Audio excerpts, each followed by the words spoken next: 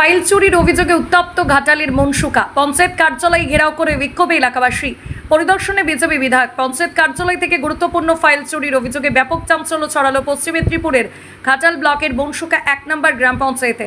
সরকারি নথি গায়েব হয়ে যাওয়ার খবর ছড়িয়ে পড়তেই ক্ষোভে ফেটে পড়েন স্থানীয় বাসিন্দারা। ক্ষুব্ধ এলাকাবাসী দলবদ্ধ হয়ে পঞ্চায়েত কার্যালয় ঘেরাও করে তুমুল বিক্ষোভ দেখাতে শুরু করেন। পরিস্থিতি বেগতিক দেখে তড়িঘড়ি খবর দেওয়া হয় ঘাটালের বিজেপি বিধায়ক শীতল কাপাটকে। খবর পাওয়া মাত্র এলাকায় উত্তেজনা প্রশমন করতে এবং ঘটনার সত্যতা যাচাই করতে সশরীরে মনসুকা 1 নম্বর গ্রাম পঞ্চায়েত কার্যালয়ে উপস্থিত হন বিধায়ক। ঘটনা প্রসঙ্গে বিধায়ক শীতল কাপাট জানান, পঞ্চায়েত কার্যালয়ের ভেতরে আলো না থাকা বা জানালা খোলা সহ একাধিক অব্যবস্থা তার নজরে এসেছে। কিছু ফাইল বাইরে এলোমেলো অবস্থা এবং কিছু ভেতরে ছড়িয়ে ছিটিয়ে ছিল। তবে সমস্ত নথিপত্র এখনও খতিয়ে দেখানো সম্ভব হয়নি। তার দাবি, বেশ কিছু লোনের টাকা এবং বেআইনিভাবে অর্থ আত্মসাতের একটি বড়সড় অভিযোগ উঠেছে। পুরো টিম উপস্থিত না থাকায় দিন স্ক্রুটিনির কাজ সম্পূর্ণ করা যায়নি। আগামী 1 সপ্তাহের মধ্যে দিনক্ষণ স্থির করে প্রশাসনের উপস্থিতিতে সমস্ত নথিপত্র পুঙ্খানুপুঙ্খভাবে খতিয়ে দেখে আসল সত্য উদ্ঘাটন করা হবে বলে আশ্বস্ত করছেন বিধায়ক। এরকম কথা কখনোই হয়নি।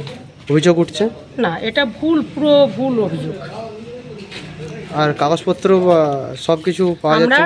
আমি বলি, আমরা 12 সাল থেকে যে আমরা সংঘ চালাচ্ছি, সংঘ সিএসপি, আমরা কখনোই আমরা বাড়িতে কোনো পেপার নিয়ে যেতাম না।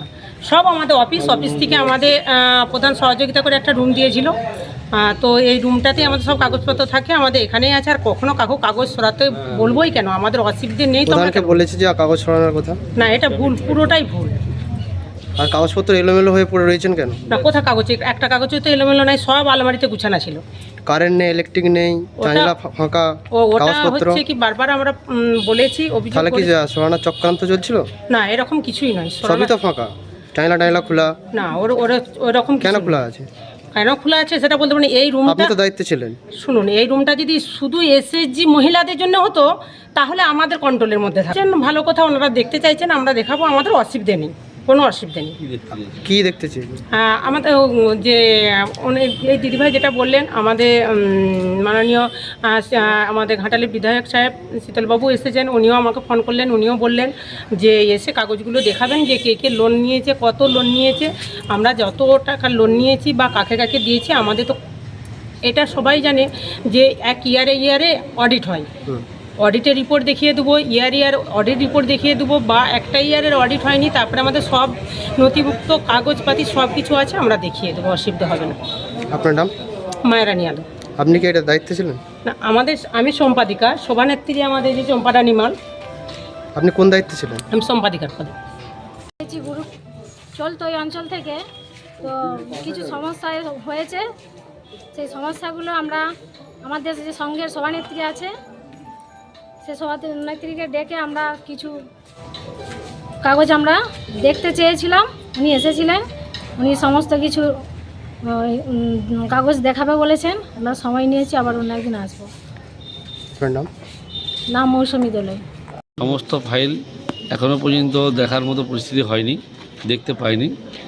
এখানে তো ইলেকট্রিক নেই, জানলা খোলা আছে, বিভিন্ন রকম সমস্যা। কিছু ফাইল বাইরে ছিল এলোমেলো হয়ে, তো আর কিছু ফাইল আলমারির ভিতরে ছিল। তো আমরা খবর পেয়েছিলাম, মায়াদিকে আমিও ফোন করেছিলাম, প্রধানও ফোন করেছিল আসার জন্য, দেখার জন্য। তো ওনার যে টিম রয়েছে 4 জন 5 জনের, 2 জন আছে, বাকি 3 জন নেই।